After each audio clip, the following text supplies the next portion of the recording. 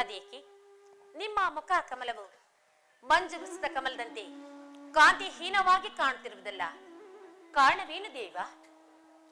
ದೇವತೆಗಳ ಸಮ್ಮೇಳನದಲ್ಲಿ ನನಗಾಯಿತು ಸತ್ರಯಾಗದ ಅಗ್ರಪೂಜೆ. ಅಲ್ಲದೆ ನನ್ನ ಪಾದೋದಕ ಪ್ರಸಾದದಿಂದ ಧನ್ಯರಾದರ ಸುರಗಂಧರ್ವ ಕೋಟಿಗಳು. ಅಂದ ಪಕ್ಷದಲ್ಲಿ ಆ ಪವಿತ್ರವಾದ ಪುಣ್ಯ ಪುರುಷರ ಮಧ್ಯದಲ್ಲಿ ಅನೇಕ ದುರಂತಗಳು ನಡೆದವು ಸತಿ. ಆ ದುರಂತದ ದುರ್ಘಟನೆಯನ್ನು ಕೇಳಲು ನನ್ನ ಮನಸ್ಸು ಮುಮ್ಮಾರ್ತಿದ ಮಹಾದೇವ. ಅದನ್ನು ವಿಚಾರಿಸು ನಂದೀಶ ಭಕ್ತನಲ್ಲಿ. ನಂದೇಶ್ವರ, ನೀ ಹೇಳು, ಶರಾವಣದ ಆ ವಿಚಾರವೇನೋ ತಿಳಿಸು ನಾವು ನಂದೀಶ್ವರ. ಅದನ್ನು ಕೇಳಬಾರದು ತಾಯಿ, ಅದನ್ನು ಕೇಳಬಾರದು. ಅದನ್ನು ಕೇಳಿದರೆ ನಿಮ್ಮ ಮನ ಮರುಗುವುದು ತಾಯಿ. ನಂದೀಶ್ವರ, ನನ್ನ ಮನ ಮರುಗುವುದಕ್ಕೆ ಮಹಾದೇವನ ಮುಖಕಾಂತಿಯೇ ಕಾರಣವಾದದ್ದು. ಮರೆಮಾಚಬೇಡ. ನನ್ನ ಪತಿಗಾದ ಬೇಸರ ಯಾರಿಂದುಂಟಾಯಿತೋ ತಿಳಿಸುವ ನಾವು. ಆದಿಶಕ್ತಿಯ ಅರಸನ ಅಂದವಾದ ಮುಖವು ಕಾಂತಿಗೊಂಡಿದರೇನು ತಾಯಿ? ಬೃಹಸ್ಪೇಶ್ವರ, ಕೈ ಕಂಕಣ ನೋಡುವುದಕ್ಕೆ ಕನ್ನಡಿ ಏಕೆ? ಪತಿಯ ಮುಖವನ್ನು ನೋಡುತ್ತಿದ್ದರೆ ನನಗೆ ಮರುಕ ಉಂಟಾಗುತ್ತಿರುವುದು. ಏನಾಯ್ತು ಎಂದು ಹೇಳಬಾರದು ನಂದೀಶ್ವರ. ದೇವಿ, ಸೂರ್ಯನ ಕಿರಣಗಳು ಸೋಕಿದರೆ ಕ್ಷಣ ಮಾತ್ರದಲ್ಲಿ ಮಂಜಿನ ಅಣಿಗಳು ಮುಸುಕಿದರೆ ತಾವರೆಗೆ ಭಂಗವೇ? ನಿಧಾನಿಸು ನಂದೀಶ್ವರ. ಕುಬೇರನ ಕೊಳದಲ್ಲಿರುವ ತಾವರೆಯಾದರೇನು? ಅದು ಕಾಲಗತಿಯಲ್ಲಿ ಕಂದಿ ಹಾಳಾಗುವುದು. ಕೇಳಿದ ನಂದೀಶ್ವರ, ಪರಶಿವನ ಪವಿತ್ರವಾದ ಮನಸ್ಸಿಗೆ ಶಾಂತಿ ಇಲ್ಲ. ಕಾಡಿನಲ್ಲಿ ಬೆಳೆದ ಹುಲ್ಲು ಬಲಹೀನವಾಗಿದ್ದರು ಒಂದೊಂದಾಗಿ ಸೇರಿ ಅಗ್ಗವಾದರೆ ಆನೆಯನ್ನು ಕಟ್ಟಬಹುದಲ್ಲವೇ? ಪರಶಕ್ತಿ ಬಲಹೀನರಾದ ಮಧುಮುಖರು ಮಹಾದೇವನನ್ನು ಮನದಾಶಿಯಿಂದ ನೋಡಿ. ಅದಾವ ಮಧುಮುಖರು ನನ್ನ ಪತಿಗೆ ಬೇಸರ ಉಂಟು ಮಾಡಿದರು. ಭವಾನಿ, ಹಸಿವು ಬಾಯಾರಿಕೆಯನ್ನು ನಿವಾರಿಸಿಕೊಳ್ಳಲು ಯೋಗ್ಯವಾದ ಜಲದಲ್ಲಿ ಮೊಸಳೆಗಳ ವಾಸ ಮಾಡುತ್ತಿದ್ದಂತೆ ಆ ಪುಣ್ಯ ಸತ್ರೆಯಾಗುವು ಮಧುವಾಗಿ. ಭಕ್ತ ಶಿಖಾಮಣಿ, ಅದನ್ನು ಹೇಳಬಾರದು ಈ ಕೈಲಾಸವಾಣಿಯ ಸಮ್ಮುಖದಲ್ಲಿ. ಅದೇಕೆ ಪತಿದೇವ, ಅದೇಕೆ? ಹೇಳಿದರೆ ಪ್ರಮಾದವಾಗುತ್ತದೆ ಸತಿ. ಅದು ನಿನಗೆ ಮುಂದೆ ಗೊತ್ತಾಗುವುದು.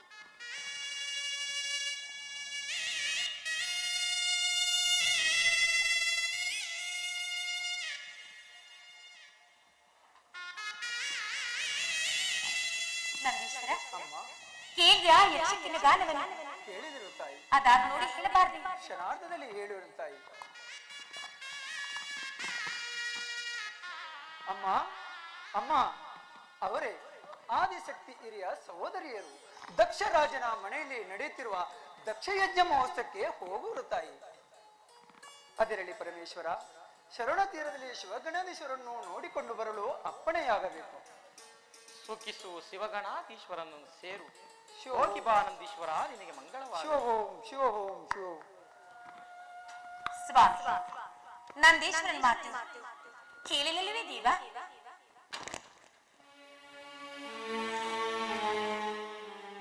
ಶಾಂತಳಾಗು. ನಿನ್ನ ಹಿರಿಯ ಸಹೋದರಿಯರು ದಕ್ಷಿಣಾಲಯಕ್ಕೆ ಹೋಗುತ್ತಿರುವುದನ್ನು ನಾನು ಬಲ್ಲೆನು. ಅತ್ತ ನೋಡಿ ದೇವ, ಆ ಗಗನ ಮಾರ್ಗದಲ್ಲಿ ಸುಂದರವಾದ ವಿಮಾನದಲ್ಲಿ ಅನೇಕ ಗಂಧರ್ವ ನಾರಿಯರು ಸುರ ಕಿನ್ನರ ಗೀತೆಗಳನ್ನು ಆಡುತ್ತಾ ಸಾಲು ಸಾಲಾಗಿ ದಕ್ಷಿಣ ಲೋಕದ ಕಡೆಗೆ ಹೋಗುತ್ತಿರುವರು. ನೀ ನೋಡು ರಾಜೇಶ್ವರಿ, ಆ ಸಂಭ್ರಮವನ್ನು ನೋಡುವ ಅಗತ್ಯ ನನಗಿಲ್ಲ. ಪರಮೇಶ್ವರ, ನಮಗೋಸ್ಕರವಾಗಿ ದೇವಲೋಕದ ಬಡಿಗೆರ ಭಿನ್ನಾನ ಹಸ್ತಗಳಿಂದ ಕಲ್ಯಾಣ ಮಂಟಪವನ್ನು ರಚನೆ ಮಾಡಿರುವನು ನನ್ನ ತಂದೆ ದಕ್ಷದೇವ. ಆತನ ಮಗಳು ನಾನಲ್ವೇ ಸ್ವಾಮಿ? ಅದಾರಿಗೆ ತಿಳಿದಿರುವುದು ನೀನು ದಕ್ಷ ದೇವರ ಮಗಳೆಂದು. ನಾನು ದಕ್ಷ ಬ್ರಹ್ಮನ ಮಗಳಾದರೆ ನನಗೆಲ್ಲಿಂದ ಬರಬೇಕು ಈ ಸುಖ, ಶಾಂತಿ, ನೆಮ್ಮದಿ?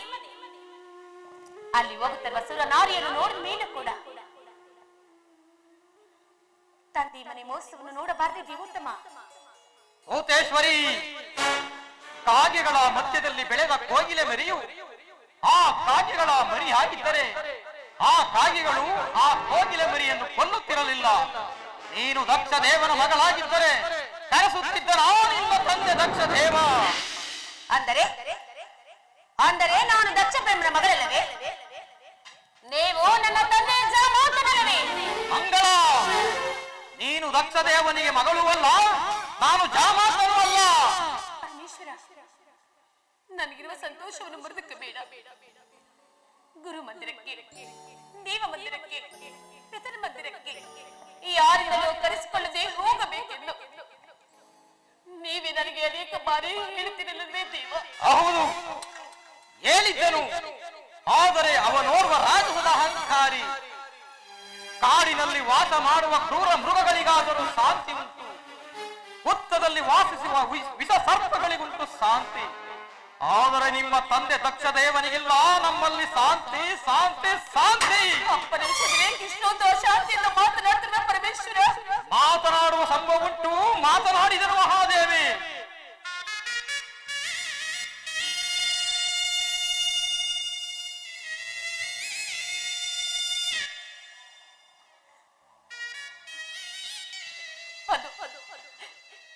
ಮರುಗಳ ಕರುಣೆ ಮತ್ತೊಂದನಾದ ಆ ಕಿನ್ನರಿಯ ಕೈ ಮುರಳಗೇನೆ ನನ್ನನ್ನು ದಕ್ಷಿಣೋತ್ತರ ಕಡೆಗೆ ಸೆಳೆಯುತ್ತಿರುವ ಸ್ವಾಮಿ, ಸೆಳೆಯುತ್ತಿರುವುದು.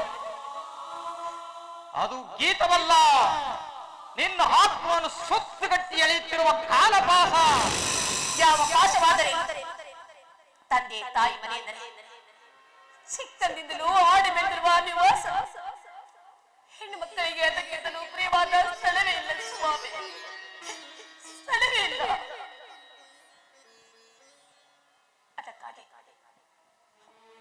ಅದಕ್ಕಾಗಿ ನಾನು ದಕ್ಷಿಣೋತ್ತರಕ್ಕೆ ಹೋಗಲೇಬೇಕು. ಅದ ಬೇಡ ಸತಿ. ನಿಮ್ಮ ತಂದೆಗೆ ನಮ್ಮಲ್ಲಿನ ವಿರೋಧವು ಅಪಾರವಾಗಿರುವುದು. ತಾನು ಹಾಕಿದ ಮೊಟ್ಟೆಯನ್ನು ತಾನೇ ತಿನ್ನುವ ಕ್ರೂರ ಸರ್ಪದಂತೆ ನನ್ನನ್ನು ಜಾಮಾತನೆಂದು ತಿಳಿಯದೆ ಅತ ವೈರತ್ವವನ್ನು ಗಳಿಸಿರುವ ನಿನ್ನ ತಂದೆ ದಕ್ಷ ದೇವ. ಇಲ್ಲ ಸ್ವಾಮಿ, ಇದನ್ನು ನಾನು ನಂಬುವುದಿಲ್ಲ. ನೀವು ನನ್ನನ್ನು ಕರೆದು ಮಾತಾಡುತ್ತಿರುವ ಬಾಯ್ಲಾಡುವ ಮಾತುಗಳು. ನನ್ನ ತಂದೆಗೆ ನಿಮ್ಮಲ್ಲಿ ಅಪಾರ ಪ್ರೀತಿ ಇದೆ, ಗೌರವಿದೆ ಸ್ವಾಮಿ, ಗೌರವಿದೆ. ರಾಜೇಶ್ವರಿ, ಇದುವರೆಗೂ ನಿನ್ನ ಮನ ನೋಯುವುದೆಂದು ಸುಮ್ಮನಿದ್ದೆನು.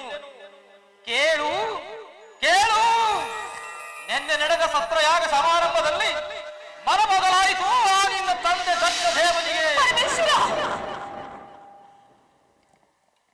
ಇದರಿಂದಾಗಿ ಹೇಳಿದೆ ಶಂಕರ, ಮನ ಬದಲಾಯಿತು.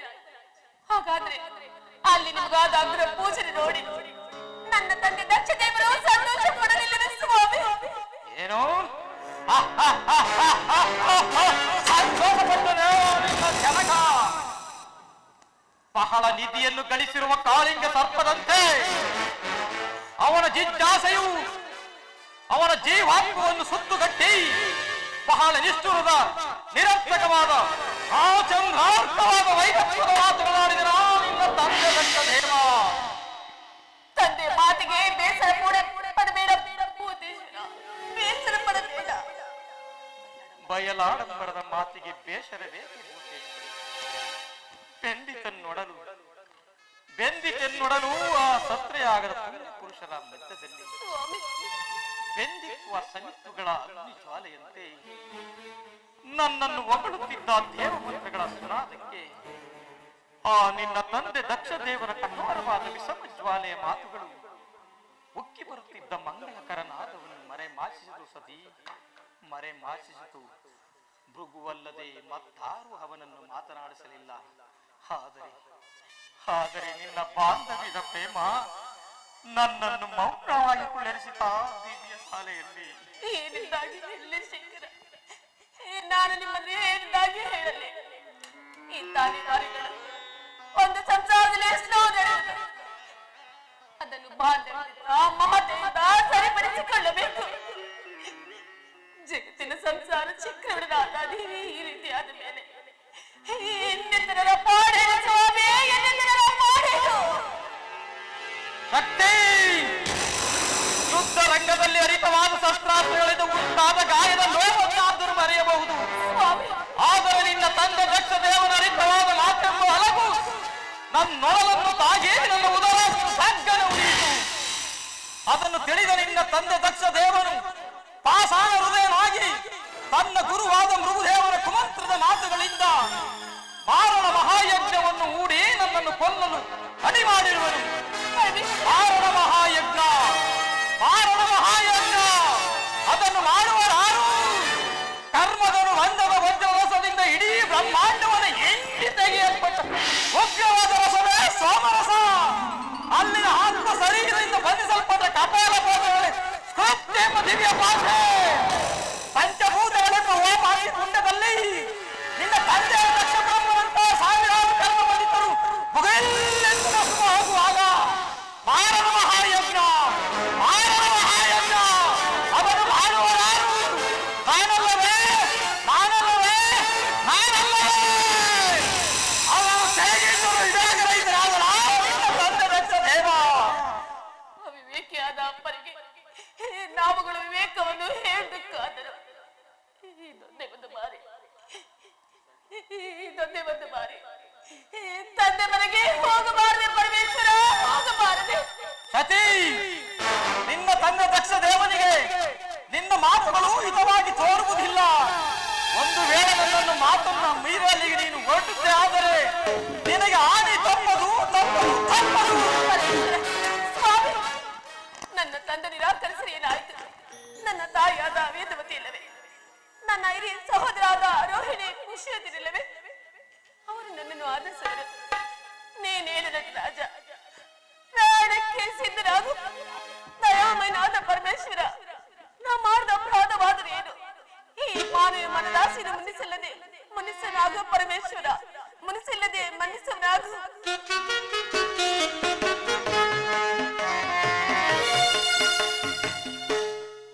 ಎನ್ನ ಮನದಾಸಿಯ ಶಿವನೇ ನೀನುಲ್ಲಿಯ.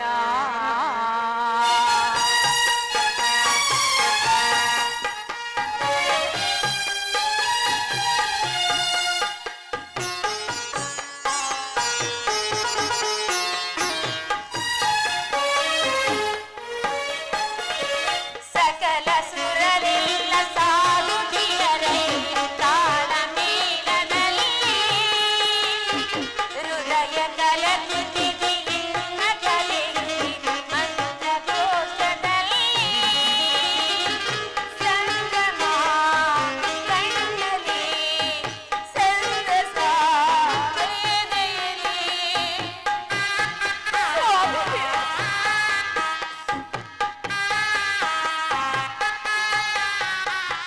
ಸಂಗಮ ಕಣ್ಣಲ್ಲಿ ಸಂತಸ ಎದೆಯಲ್ಲಿ. ನಿನ್ನ ಸತಿ ನಾನು ನನಗೆ ಭಯವೇ ಲೋಕ ಮಾತೆ ನಾನು.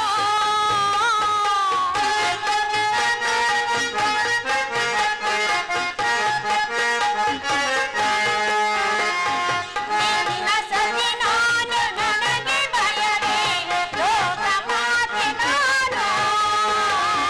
ನೀನು ಅವಯವನು ಹೋಗಿ ಬಾಯಲ್ಲಿ ಕರುಣೆ ತೋರು ನೀನು.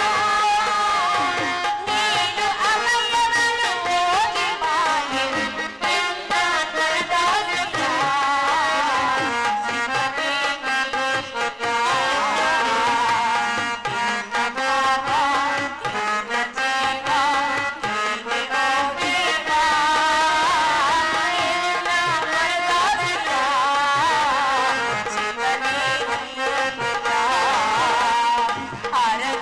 ನೀನುಲ್ಲಿಯ.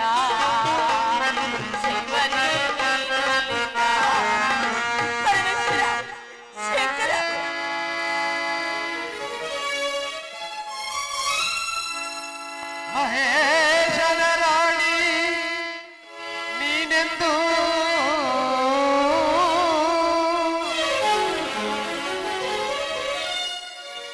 ಮಹೇಶನ ರಾಣಿ ನೀನೆಂದು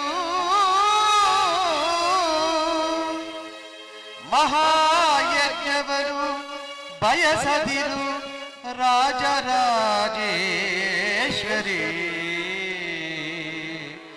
ರಾಜರಾಜೇಶ್ವರಿ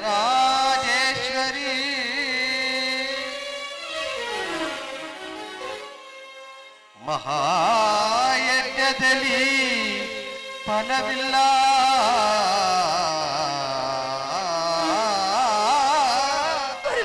ಸತಿ ಮಹಾಯಜ್ಞದಲ್ಲಿ ಫಲವಿಲ್ಲ.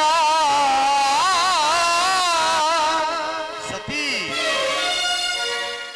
ಮಹಾಯಜ್ಞದಲ್ಲಿ ಫಲವಿಲ್ಲ. ಮಹಮತಾಂದನ ಪಿತ ದಕ್ಷ ಯಜ್ಞಕ್ಕೆ ಹೋಗದಿರುತ್ತ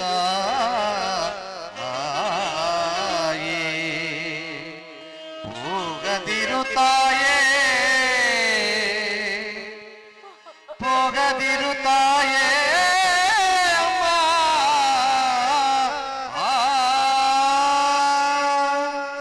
ಸತಿ ಎಚ್ಚರ. ಅವನೇ ಆಶೀರ್ವಾಣಿ ಹಚ್ಚಿರುವ ತೋಂಡ ಮೂರ್ತಿ ನನಗಾಣಿ ಬರುವುದೆಂದು. ನನಗಾಣಿಯುಂಟೆ ಅಥವಾ ಅಥವಾ ಮತ್ತೊಬ್ಬ ದೇವರಲ್ಲಿ.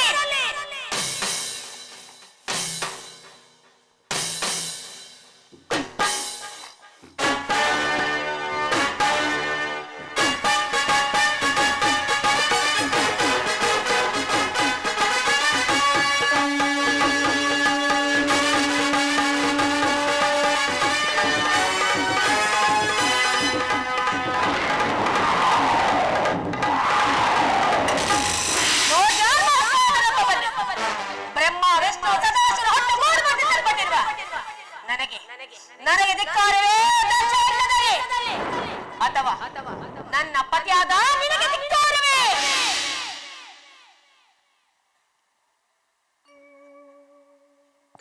ಕಂದ ನಂದೀಶ್ವರ,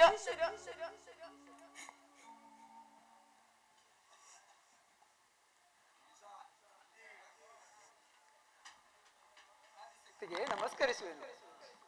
ನಂದೀಶ್ವರ, ಅನಾದಿ ಅಷ್ಟ ಮಹಾಕೋಟಿ ಗಣಾಧೀಶ್ವರ ನೀಕ್ಷಣೆ ಮಾಡು. ತಕ್ಷಣವೇ ನಾನು ದಕ್ಷ ಲೋಕಕ್ಕೆ ಹೋಗಲೇಬೇಕು. ಆಜ್ಞೆ ತಾಯಿ.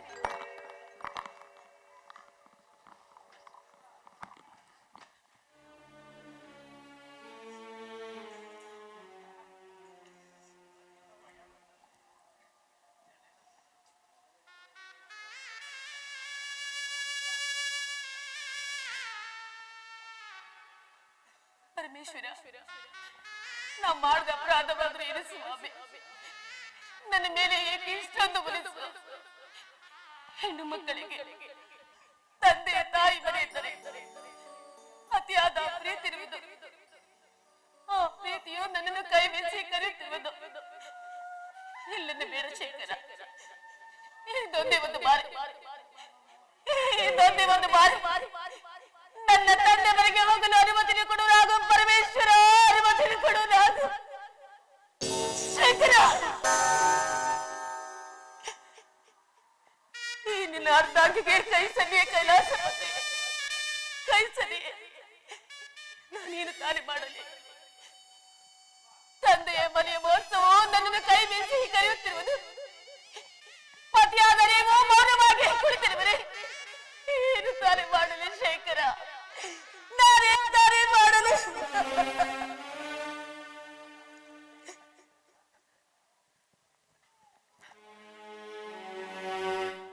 ಇರಲಿ ಸ್ವಾಮಿ, ನಾನು ನಿನ್ನ ಸತಿ. ಮುಂದಿಟ್ಟ ಹೆಜ್ಜೆ ಎಂದಿಗೂ ಹಿಂದೆ ತೆಗೆಲಾರೆನು. ನಾನು ದಕ್ಷ ಲೋಕಕ್ಕೆ ಹೋಗಲೇಬೇಕು.